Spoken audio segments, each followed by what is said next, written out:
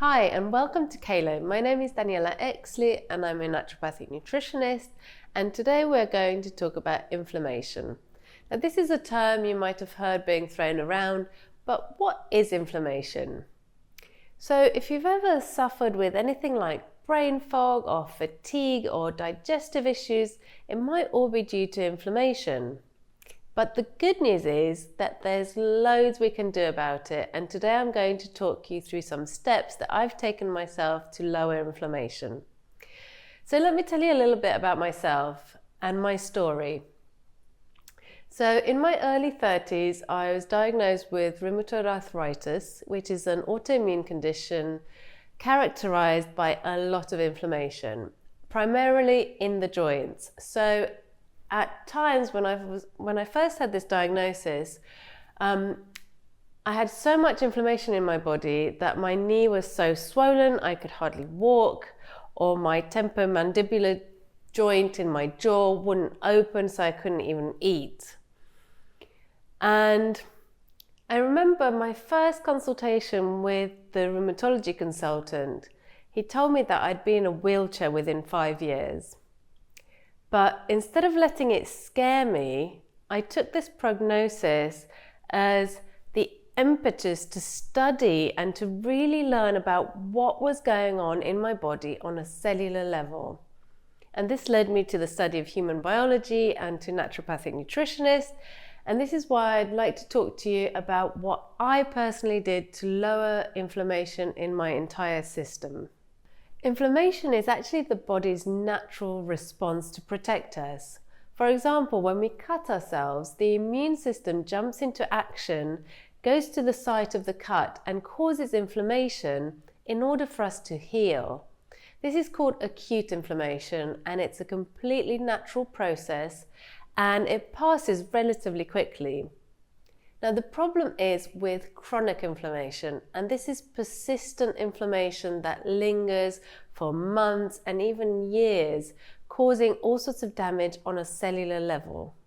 So let's talk about what the root causes of this chronic inflammation are and what we can do about it. So there are three main causes for chronic inflammation, and this is our diet, the environment, and our lifestyle. So when it comes to diet, there are many factors that affect inflammation. And these are things like our ultra-processed foods, which are laden with refined sugars and unhealthy fats, as well as excessive alcohol consumption, which all create a really acidic environment in our bodies. And this leads to inflammation. When it comes to environmental factors, there are many things that get in our system and cause inflammation. It's things like environmental plastics and non-stick pans, as well as our household products, our skincare products. They can all have a negative effect on the inflammation in our system. Then there are lifestyle factors such as stored up trauma that we haven't dealt with. Stress, of course, is a major factor of inflammation in this modern day life, as well as poor quality of sleep. So all these different factors work together, and because we're exposed to ultra-processed foods, to stress, and to environmental factors, it has this combined effect on the system of causing a lot of inflammation. Conditions linked with high levels of inflammation in the body are things like autoimmune diseases, digestive issues, skin problems like acne, rosacea, or eczema, as well as many digestive issues like IBS or Crohn's disease even. So the good news is that there are so many things that we can do to help lower inflammation in the body. And I'd like to share with you 10 steps to how we can achieve this. Number one is gut health. So first of all, let's look at the lining of our small intestine, because this is such a thin, one cell thick epithelial layer that can easily become damaged by excessive alcohol use and ultra-processed foods. This causes small ruptures in this one cell layer. What happens is that undigested food particles can then pass through into the bloodstream. So the immune system notices these and thinks, oh, I don't recognize these undigested food particles, and attacks them, causing an inflammatory response. So what's a really good thing to do is to address the lining of the gut first. To help maintain overall balance in our system, it's also really important that we include some gut-friendly foods. And these are things like prebiotic foods.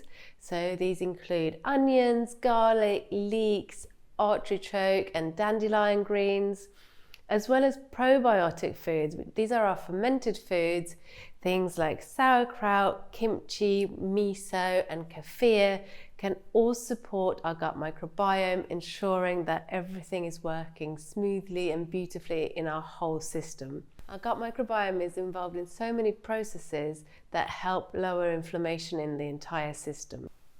Eating an anti-inflammatory diet means prioritizing real foods, and this can include things like wild fish, all the vegetables that are really beautiful and colourful, because including a rainbow variety of fruit and vegetables in our diet means we're including lots of antioxidants, and these help lower inflammation, as well as including anti-inflammatory spices like turmeric and ginger. It's a really great idea, and I love using those spices in my cooking. So when it comes to diet, we can also think about alkaline and acidic foods. So when we think about something like a lemon, we might think it's acidic because it's sour tasting and it can corrode the enamel on our teeth. But actually, through metabolism, lemons can leave our blood alkaline. Other alkalizing foods are things like kiwis, cherries, cauliflower and blueberries. And then we need to look at avoiding very acidic foods such as processed meats, dairy and smoked fish in order to help bring down inflammation in our system. So we all know that eating too much sugar is not good for us. What can happen is if there's too much free-flowing sugar through our bloodstream, it can cause a lot of inflammation, potentially leading to cardiovascular disease. So what we need to be focusing on is balancing our blood sugar levels. And we do this by eating very balanced meals, including proteins and fats with all our meals and snacks, ensuring that the release of sugars into our bloodstream is steady throughout the day. As well as our diets, stress also plays a major part in the inflammatory response in the body. And this is through the hormones triggered, such as adrenaline and cortisol. So a good thing to do to lower these hormones is to take up mindfulness practices, meditation and breath work to help calm down the entire system. Emotional trauma is another factor that can influence inflammation. So working with a therapist, whether that's a talk therapist or energy medicine, to work through these traumas that might be stored up in the body, causing the body internal inflammation, can be a really good idea.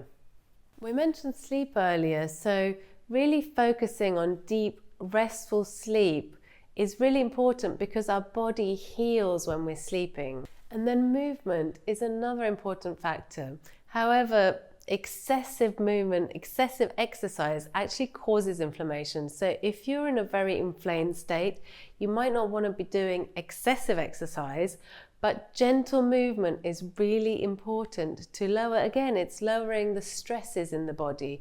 So things like swimming or gentle stretching or walking can all be very beneficial. So being mindful about toxins is another really important factor when it comes to inflammation. So we need to look at what cleaning products we have in our home and what products we're putting on our skin, as well as the plastics in our environment. When we come to thinking about our skincare products, we should be thinking that if we put it on our skin, we should also be able to eat it.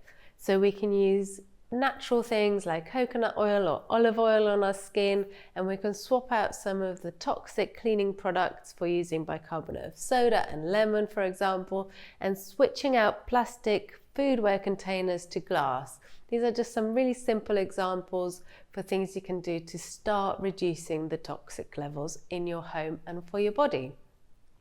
Now, I know this can all seem very overwhelming and we can't do everything at once, but taking small steps one at a time can be really beneficial for lowering our overall systemic inflammation and beginning to feel really good and feel like we are in balance and healthy and vital as we should be.